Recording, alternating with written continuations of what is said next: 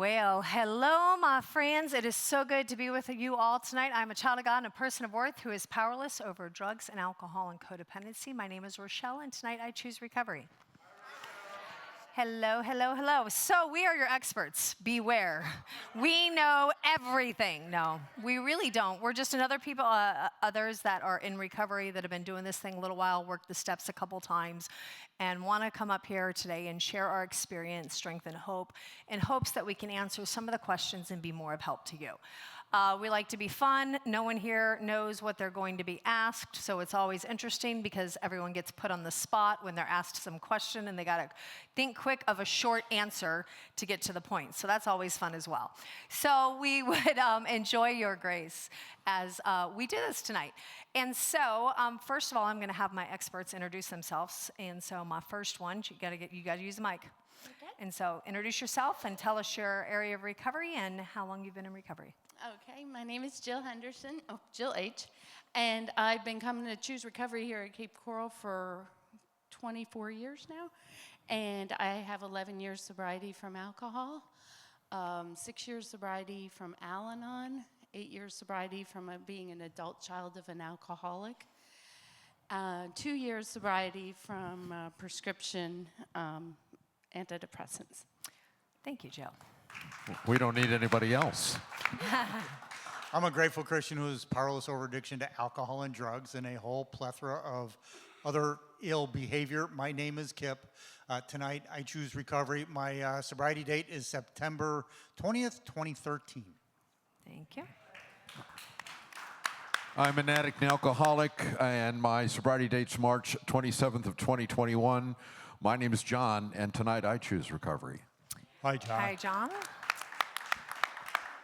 And my sobriety date for drugs and alcohol is January 15th, 2012, and I started my recovery for my codependency in December 9th, 2020. And so, okay. We are your people tonight. So I went through the questions and put some together that I wanted to make sure to get to because when multiple people have the same question, I think it's very important that we make sure to get to those as well. All of these are really important, but we all have a limited time. And so we're going to answer the questions as precisely as we can, with few words as we can to get through them. However, if we don't make it through to your question tonight, please see one of us after this large group and we would love to answer it for you. Okay, so I'm gonna ask John this one. So John, what do you do if your sponsor is too busy to meet with you weekly? I have 8 years of CODA sobriety and I don't need daily help. Well, if I can't meet with my sponsor weekly in early recovery, I find another sponsor. As I go through the process, after 8 years of sobriety, I should have worked the steps and should be sponsoring other people by that time, consequentially going through the steps again with my sponsees. Okay. Does that answer the question, Kip? That answers how you work yours. I personally am 12 years in recovery, and I currently do meet with my sponsor each week. Currently now, we just talk on the phone, but we make a designated time each week to make that time on the phone. That's what I do for myself. Let me follow that up, but I talk to my sponsor every day. But I don't meet with them. Yeah, and so everybody's recovery journey, and the reason I said that is because all of our recovery journey is different. And so if you're honest with yourself and you know where you're at in your recovery and you need to be meeting with a sponsor because there's things you need to be working on, then sometimes we have to make different choices. So it's all different depending on our recovery. Kip? Yes? Why do I have to do step 10, 11, and 12 daily? Of course you do. Well, step 10 to me it's working steps 1 through 9 in real time as we go along. As I said, we're not perfect at this. So thankfully there's a step 10 so I can clear my side of the street right away. If I don't work step 10, 11, and 12, I'm going back the other direction. The literature tells us that, we can't rest on our laurels, our past accomplishments. I can't do today, I can't rest on yesterday's sobriety today. I've got to continue this. And until I can walk on water, I'm not there yet. I need to continue to grow my relationship with God. And then, as John kind of mentioned, that working with others is what walks me back through the steps again and keeps it fresh in my mind that for me to go back out is not a good choice. Well, I think you answered this next one, because the next one was, when do I graduate from being an addict? And how long do I need to be in this CR program before I'm cured? And it's a continuous program. We never are cured. Okay, I don't know about you. I've never regained power of drugs and alcohol. And so, nope, I know when I put it in my body, I'm done. So, And I've tried a lot. exactly, I've tried myself as well. Okay, how long should it take to complete each step? And what do I do if I don't want to sponsor others when I'm done with my 12 steps because I feel unqualified? Well, I'm the traditional what not to do in almost everything, and it took me forever to work the steps. They had the 1-year step studies, and I do it, and I do it, and I do it, and I was still like going out there and drink in the morning. I came to CR at night, and I've since then worked steps numerous times, and I could work it in 4 hours with a sponsor now because I've cleared away so much stuff, and I've had that spiritual awakening, and I'm in tune with God and do my 10-step every day. But for a newcomer, it just depends on your recovery area. It depends on your sponsor. Some really good sponsors take you through the big book in no time, So there are variables with that. And so if you don't give it away, you can't keep it. So that's the 12th step. You got to work with newcomers. That's how we keep fresh in this stuff.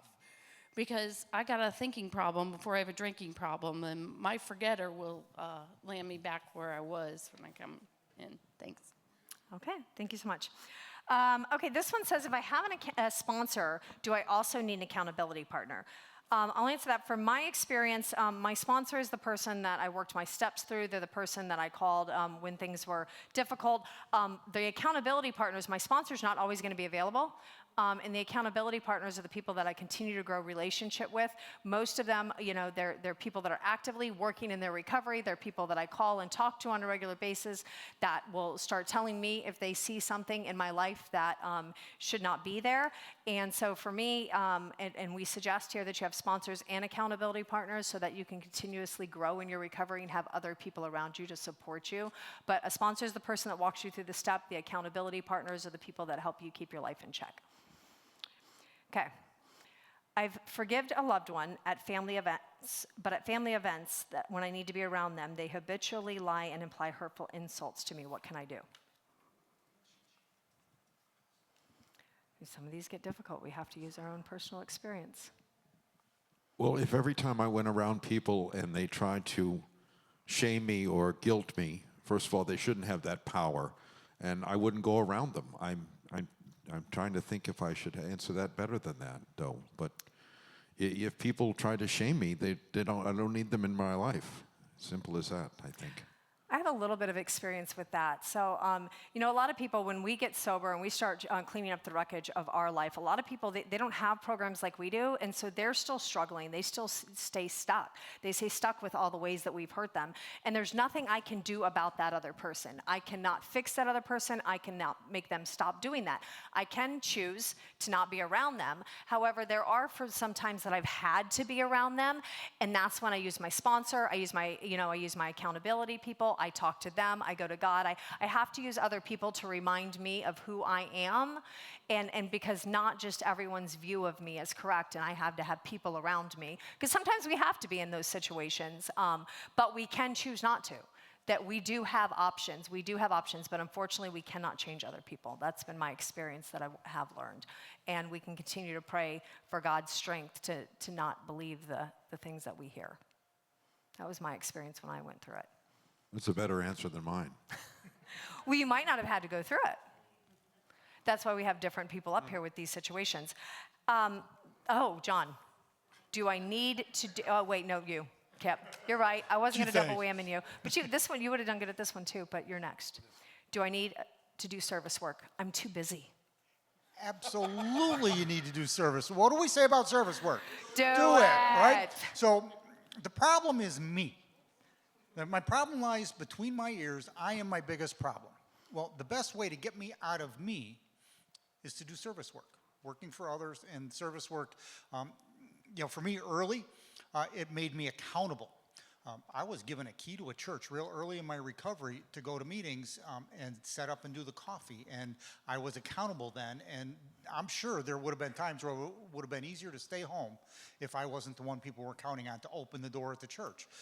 So service work is vital to our recovery. It's why it's one of the 5 essentials. John's biting. He wants to say something. He wants to say something? You can see it out of the John corner does, of your eye, too. John You does a can. lot of service work as well. Well, it is something I love to do, first of all. But if you look at it, all this stuff goes back to the big book of, or the program of Alcoholics Anonymous. Now, Alcoholics Anonymous has a symbol. It's a triangle with a circle around it. One side of that triangle is recovery. That's the 12 steps. One side's unity, what we do together, the we portion of the program.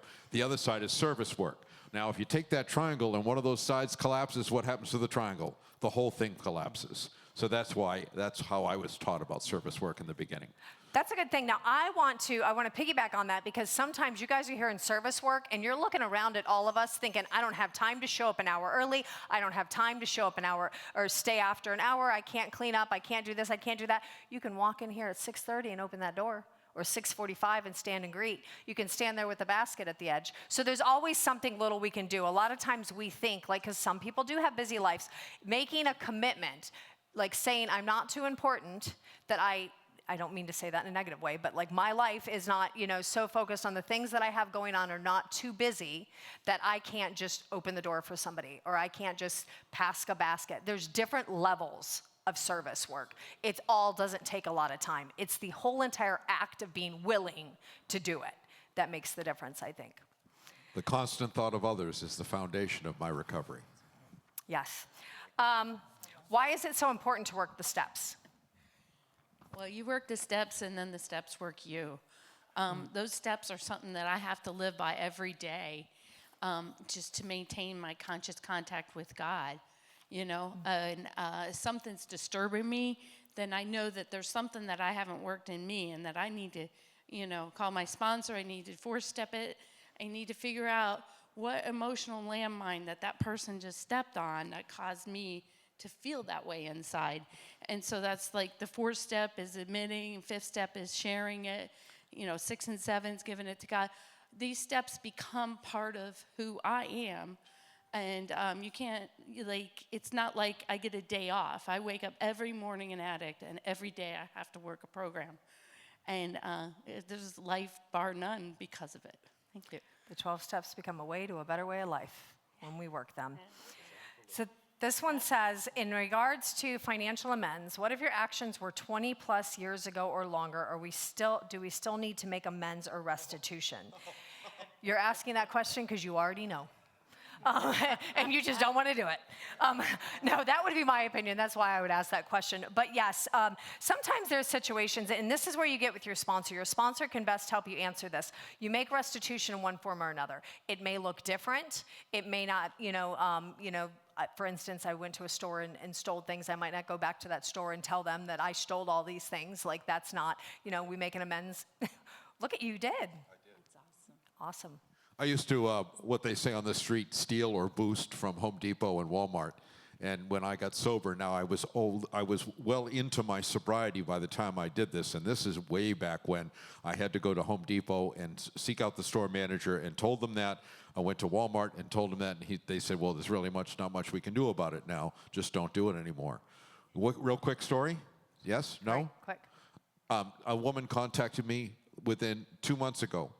I had apparently lived with her and not remembered that. I had stolen her van and sold it for dope. And she had told me when I first got sober that I didn't have to worry about that. Years later, 2 months ago, she contacts me and says she wants the money for the van. Mm-hmm. And she wanted $5,000. So I didn't have $5,000, but I called my sponsor and he said, start making payments. Yep. And that's what I was going to say, is there's always a way for us to make financial amends in one way or another. And usually when we're trying to avoid them, it's going to hurt our recovery. So we need to look at why we're trying to avoid making that financial amends. And sometimes it's the fears. It's fears. Okay, acceptance. Yes. Now it's coming back to you. Acceptance. I've heard the recovery phrase that acceptance is the answer to all my problems today. I agree, but can it become a way to cop out? Can you explain the way it was intended? Me? Mm-hmm. Again? the way it was intended, first of all, is not part of the basic text of the Big Book of Alcoholics Anonymous. It's on page 417. There's 416 pages before that, plus a doctor's opinion. It's not part of the basic program. It's one individual man's story in the personal stories in the back of the book. Now, so is it part of recovery? If you think it is and it works for you, yes. And when you work it out, it becomes a fort that things I have to accept, I do. But I set boundaries. I learned to do things in a different way. Like Jill said, the 12 steps are a design for living. So as I go through this process, I become better skilled at life. And we were talking earlier, if I see Kip every time he punches me in the nose, that's not acceptable. So I set a boundary. I have to accept it because I know he's going to do it. But do I need to be around him? I don't know if that answers that question or not. That makes very sense to me. I can accept the fact I can't change other people, but I can do something different with myself. Okay, Kip. It's hard not to say something when you see a family member drinking too much at a holiday party. Should I keep my mouth shut? Yep. Okay.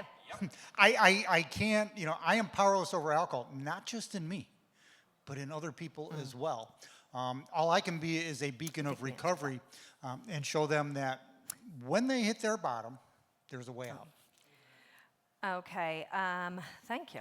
Okay, now we had a couple of questions about sponsors and needing to get a sponsor and being able to do the sponsor on their own. So these are a lot of sponsor questions, but this one says, so I'm doing okay. Why do I need a sponsor? How can he or she help me?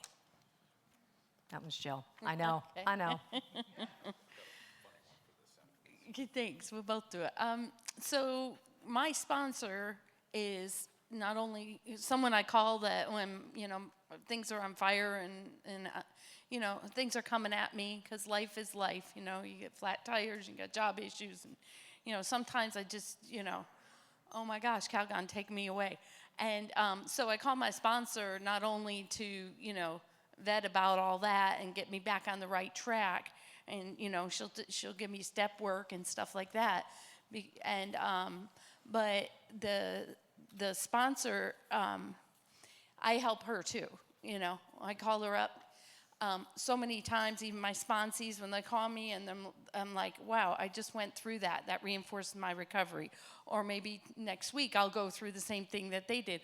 I know that God puts in my hula hoop, that my sphere of people that he puts in my life at any given time for a reason. And a lot of times it's I help them, they help me. People know who to call when hey, they're not working on their recovery, but they're like, okay, I'm gonna get serious. Let me call Jill.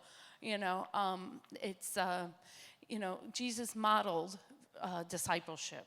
He showed us how we should live in this sin-filled world, right? And he had the 12 disciples, and he got close with them, and he had his close, tight group. It's like accountability partners. So, I think we had a good example in that, and that keeps me sober today. John, If I don't have a sponsor, I'm sponsoring myself, and I've got an idiot for a sponsor. I walked in this door with a thinking problem. It wasn't a drinking and drugging problem. It was a thinking problem. And if I don't change my thinking, even though life gets better, there's going to be a day that I'm going to pick up again. And so we cannot work the steps without a sponsor. And it's impossible to do that. And if you want a better way of life, then you want to work these steps. And you can't do it without one. Okay, so I'm going to do this one. I'm a spouse, yes. Spouse of an alcoholic. What is the first thing to do when they relapse? That was going to be my answer, is Al-Anon. Because I cannot control my other person's drinking or drugging. I cannot control other people in my life. I'm only responsible for me. I have found that in Al-Anon, they say you can find peace and serenity no matter whether or not the alcohol is still drinking or not.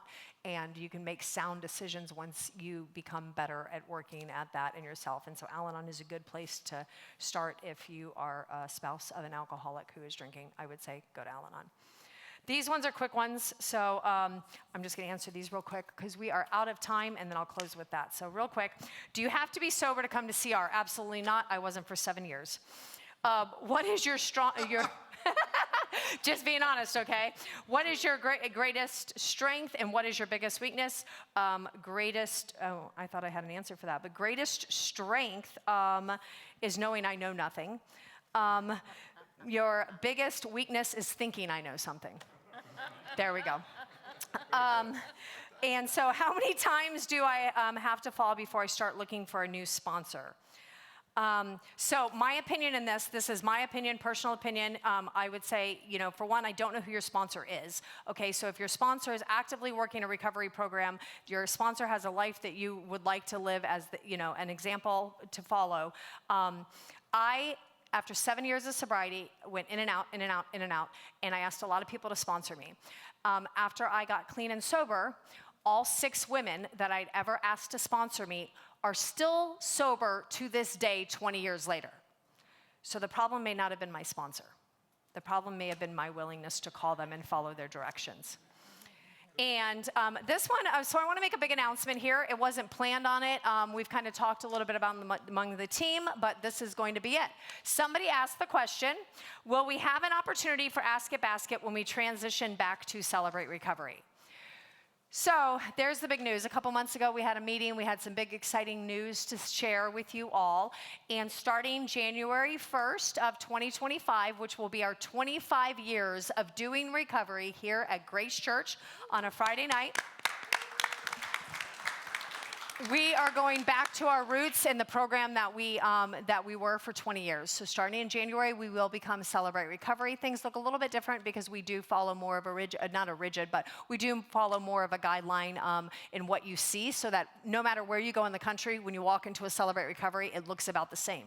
However, we get a few free nights. So whether our team decides to have a Askit Basket on those free nights, that will be up to the team. So I cannot tell you that, but that may be one of our special nights. But you will still see a lesson and a testimony. We're still going to walk through the 12 steps. Nothing really changes. We still encourage service, sponsor, Jesus, 12 steps and meetings. It's all the same in there, but come January 1st when you walk in the doors, we will be Celebrate Recovery.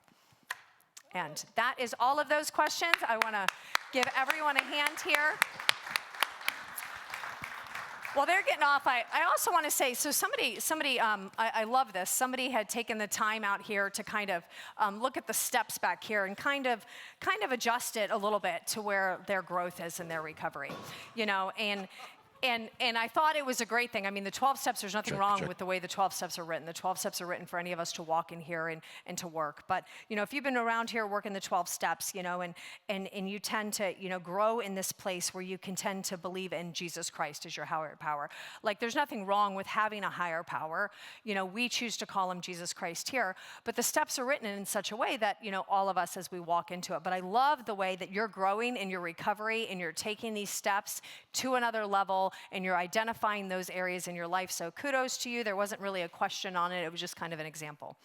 But the last questions that we have tonight, all centered around God. And so I thought that would be a wonderful way to close. So somebody asked, how do you continue to trust God when things get very difficult? Another person said, why is getting to know God so important? Someone said, how do I surrender everything to God when I can't stop worrying? And another one was, how do you know God hears your prayers when you feel like you can't hear his answers? And I want to affirm these questions are the same questions that I've had many a times. Many a times I've spent a lot of time asking these things, and that's why the steps are so important. The steps are designed to clear away everything that's in our life that's separating us from God. We walk in the door with these hurts, habits, and hang-ups. We walk in the door with years of pain and suffering and harm we've done to others. And we work these steps, and as we work these steps with the help of a sponsor, you'll begin to grow in your relationship with God. And then when you get to steps 11 and 12, or specifically 10 and 11, many sponsors start encouraging you, if they haven't already, here at least, to start getting to know who God is more. We start encouraging you to spend daily time in prayer, in meditation. We start encouraging you to start picking up the Bible, start reading the Bible, because sometimes it's really hard to believe the stuff that we hear other people say. But the Bible that was written so many years ago, that is a guide to our way of living, will tell you endless stories of people that have felt this same way. They have felt, how can I trust God? Things aren't looking my way. They've asked those questions, and yet they've seen, and you read the story of God showing up. So you get to know that the same God that did these things for so many people, so many thousands of years ago, is that same God that's working in your life. And when they were walking through the situations, they couldn't see the light at the end of the tunnel either. But God showed up. And when you read that and you get to know that and you spend time with him, you'll begin to believe and have that faith in the little things. And when you have faith in the little things and you see God move, it'll grow your faith to the bigger things. And so if you're here and you're asking these questions, I encourage you, keep showing up. Keep asking these questions to God. He wants to hear you, but I want you to know that the same God that is in those words of those pages is the God that wants to have a relationship with you. He wants you to trust him. He wants you to know him. And so he's there. Just keep seeking, keep growing, and he will show up. Seek him and you will find him. So I ask you all to stand with me for prayer. And it was so perfect because as I was thinking about that, we got a wonderful song that we're going to close with tonight. And I just want you to listen to those words if you're asking about that, and go home and read your Bible and maybe read about some of these stories and the people that we're going to sing about tonight. And so let's join us in prayer. Heavenly Father, we just come to you today and we thank you. We thank you for the presence. You are here with us right now. We thank you for the opportunity to be vulnerable, to ask other people questions, to seek guidance, Lord, to say, I don't know it all, God, but I trust that you're going to put people in my life that will help guide me. We're all here because we know we need you. And so, Lord, I just pray your presence here tonight. I pray that we continue to grow in you and continue to rely on you. In Jesus' name we pray. Amen.